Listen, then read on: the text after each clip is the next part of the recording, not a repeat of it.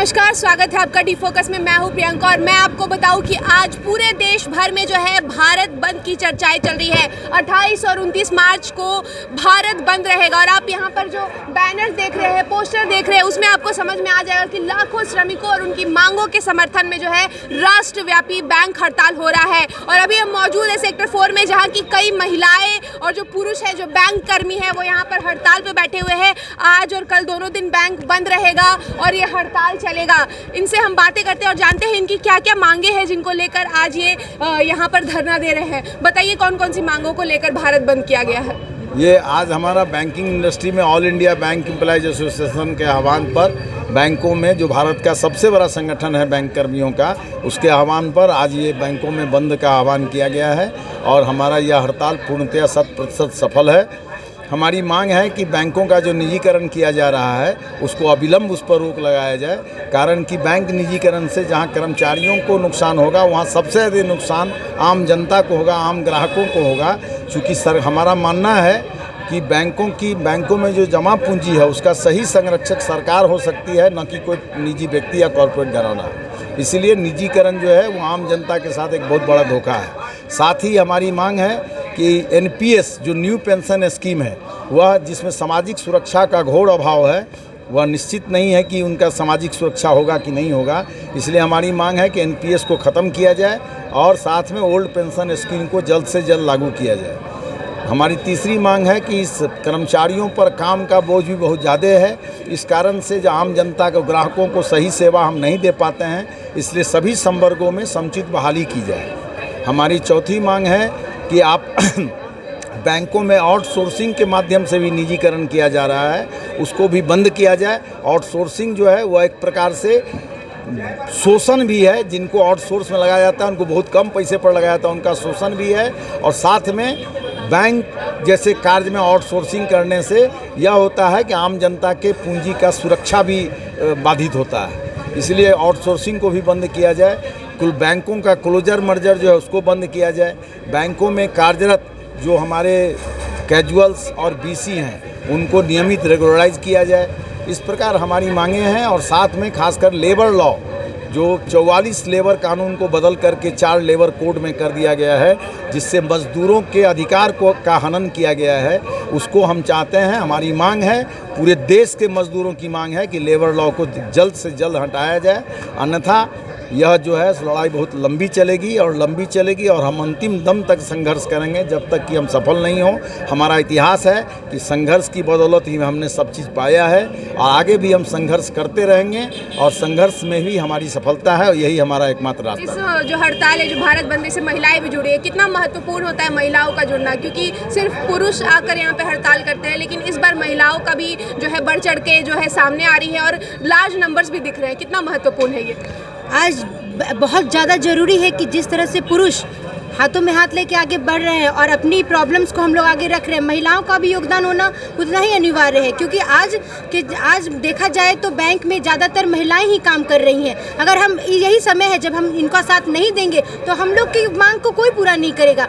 आज हमारा एनपीएस नहीं चाहिए, हमें पुरानी पेंशन स्कीम चाहिए, आउटसोर्सिंग नहीं चाहिए, प्राइवेटाइजेशन नहीं चाहिए, ब्रांच मर्जर नहीं चाहिए। अगर हम आज नहीं समझ पाएंगे इस बात को, आम जनता की पूंजी जिस तरह से हमारी सरकार इनको कम से कम ब्याज दर पे लाते जा रही हैं, इस पर अगर हम लोग इनके साथ में नहीं हाथ में हाथ डाल के चलेंगे तो हमारी मांगे कभी नहीं पूरी होगी। इसलिए ये बहुत ज़रूरी है कि जिस तरह पुरुष आगे बढ़ रहे हैं, महिलाएं भी उनका एक कंधा से कंधा मिलाकर चलें। धन्यवाद। कई बैंक कर्मी हड़ताल पर है, लेकिन आपको नहीं लगता कि कहीं ना कहीं जो ग्राहक हैं उन्हें बहुत दिक्कतों का सामना करना पड़ा इस हड़ताल? आज ये जो हड़ताल हो रही है, ये एक तरह से अगर हम देखें तो हम आम जनता के लिए भी लड़ रहे हैं। क्योंकि जो ब्याज दर है, जो सीनियर सिटीज़न है अपनी पूंजी को बैंकों में रखते हैं ताकि उनको ज़्यादा से ज़्यादा ब्याज मिले, जिससे वो अपना जीवन यापन कर सके। लेकिन अगर ब्याज दर घटती जाएगी तो इससे आम जनता को ही नुकसान है। और दूसरा नुकसान ये है कि अगर हमारे बैंक प्राइवेटाइज हो जाएंगे तो आम जनता का जो नाता है बैंकों के साथ वो टूट जाएगा। क्योंकि आपको पता है किसी भी प्राइवेटाइज बैंक में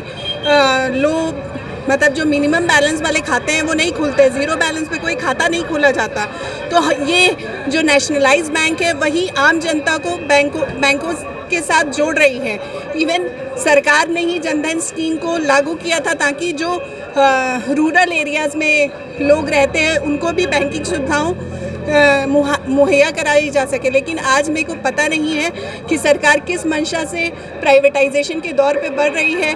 प्राइवेटाइजेशन सिर्फ हमारे लिए नहीं, हम बैंकर्स तो अफेक्टेड होंगे ही है, ये आम जनता के लिए भी बहुत बड़ा नुकसान है। और ये जो हम स्ट्राइक कर रहे हैं सिर्फ अपने हित के लिए नहीं, आम जनता के लिए भी कर रहे हैं। आपको नहीं लगता कि जिस तरह से माहौल देखने को मिलता है, कई लोगों से हम बात करते हैं, उनका कहना है कि जो सरकारी बैंक है वहाँ पर जो कस्टमर के साथ अच्छे से बिहेव नहीं किया जाता, शायद इसलिए भी निजीकरण की ओर लोग बढ़ रहे हैं। कस्टमर के साथ अच्छा व्यवहार नहीं किया जाता है। कस्टमर कब प्राइवेट बैंक में जाते हैं, जो लोग गरीब तबके के हैं वो लोग प्राइवेट बैंक में तो कदम भी नहीं रख सकते। तो कैसे ये कहा जा सकता है कि सरकारी बैंक के जो कर्मचारी उनके साथ बुरा व्यवहार करते हैं, या वहाँ के कर्मचारी जो प्राइवेट बैंक के कर्मचारी है वो लोग अच्छा व्यवहार करते हैं? इसका तो तुलना यहीं पे गलत हो जाता है। क्योंकि आप जब आपके पास अगर मिनिमम बैलेंस 25,000 10,000 ना हो तो आपको प्राइवेट बैंक में पैर रखने का भी जगह नहीं है आपके लिए। तो यहाँ तो ये जो मनसा लोगों का कोई अगर इस तरह की बातों को, गलत बातों को फैला रहा है तो वो बातें यहीं गलत हो जाती है। क्योंकि आप यहाँ पे तो जो कि है आप बराबरी कर ही नहीं सकते हैं। जिस एक बैंक में आपको घुसने मिल रहा है, आप जा रहे हैं अधिकार से अपने पैसे को रख रहे हैं, चाहे वो 2 रुपये हो या 2,000 हो या 2 लाख हो, ये बैंक सरकारी बैंक है सभी के लिए एक समान हो जाता है। लेकिन प्राइवेट बैंक आप जब अगर आपके पास 10,000 मिनिमम बैलेंस नहीं, यहाँ लोग 200 400 यहाँ तक कि मतलब छोटे छोटे जो रिक्शा चालक है वो लोग आते हैं, पैसा जमा करते हैं, रोज़ का जो भी उनका इनकम होता है उसको करते हैं। लेकिन वो कितना कमाते हैं दिन भर में? बहुत ज़्यादा हुआ तो 500 600। वो लोग कहाँ से लाएंगे 25,000 30,000 मिनिमम बैलेंस के लिए? ये पॉसिबल ही नहीं है मैडम। तो ये तो जो इल्ज़ाम है बैंकों के जो अधिकारियों पे, कर्मचारियों पे, स्टाफ पे कि उनके साथ वो लोग गलत व्यवहार करते, ये यहाँ पर आरोप ही आपका गलत हो जाता है। डाटा ये है, सरकारी डाटा है, ये सरकारी डाटा है कि सरकारी बैंकों में एक कर्मचारी 2,579 कस्टमर को देखता है। 2,579 पर एम्प्लॉय को देखना पड़ता है, जो डाटा सरकार का है। और प्राइवेट बैंकों का यह डाटा है 400। तो आप समझ सकते हैं कि हम कितने दबाव में काम करते हैं। उसके बावजूद भी सरकारी तमाम योजनाओं को लागू हम ही करते हैं। आज सरकारी जितनी भी योजनाएं हैं उसका 97-98% सरकारी बैंक ही करती है। प्राइवेट बैंक मात्र 2 से 2.5% उसकी योजना को लागू करती है। तो सरकारी योजनाओं को लागू करना, उसके बाद ग्राहक सेवा देना, और ये तमाम चीज़ के बाद भी प्रॉफिट अर्न करना, ये आम जनता को, और दूसरी आम जनता के जमा पूंजी की सुरक्षा देना, जो प्राइवेट बैंक नहीं करते हैं। तो ये जो बनाया गया है एक एटमॉस्फेयर कि प्राइवेट बैंक ज़्यादा अच्छा काम करते हैं, या उनके द्वारा, चूँकि वो बिजनेस ऑर्गेनाइजेशन है, तो उनको ये अगर नहीं बनाएंगे, वो इस प्रकार का चीज़ नहीं चलाएंगे, तो क्या होगा कि उनका बैंक चलेगा नहीं। क्योंकि वो तो बहुत ज़्यादा हर चीज़ पर पैसा लेते हैं, खांसने का पैसा लेते हैं। आप कोई चीज़ मांगिए उसका वो सर्विस चार्ज लेंगे। तो वो अगर मार्केटिंग नहीं करेंगे, उनका मार्केटिंग है ये। हकीकत कुछ और है कि सरकारी बैंक ही ज़्यादा अच्छी सेवा देती है ना कि निजी बैंक। एक और प्रश्न मैं आपसे जानना चाहूँगी कि महीने में कई छुट्टी होते हैं बैंक्स के, आप तो जानते ही होंगे अगर आप यहाँ पे काम कर रहे हैं तो। और अब फिर अभी 2 दिन की छुट्टी आप लोगों ने ली है, यानी मतलब भारत बंद बुलाया है, तो एक तरह से छुट्टी ही मानेंगे इसे हम।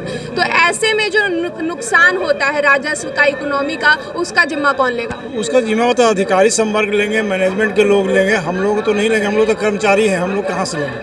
उसका डाटा वो लोग दे सकते हैं। आपने सुना कि इन लोगों का कहना है कि जो बैंकों की निजीकरण हो रही है, लेबर लॉ जो है, उन सभी के खिलाफ जो है अभी यहाँ पर ये भारत बंद चला रहे हैं, और कल भी ये भारत बंद चलने वाला है। जो भी ग्राहक बैंक आना चाहते हैं उन्हें मैं एक बार फिर से सूचित कर दूं, आज और कल बैंक जो है वो बंद रहेगा। भारत बंद बुलाया गया है। बैंक, सभी बैंक बंद है, सभी सरकारी बैंक बंद है। लोग जो है यहाँ पर आंदोलन कर रहे हैं, हड़ताल कर रहे हैं, और इसी को लेकर पूरा भारत बंद है। और 2 दिन, फिर से मैं बता रही हूँ, 2 दिन बैंक बंद रहेगा। तो ज़रूरी है कि इस 2 दिन आप अभी घर से बाहर ना निकले, बैंक के कामों के लिए बाद में निकले। कैमरामैन प्रमोद के साथ मैं प्रियंका, डी फोकस।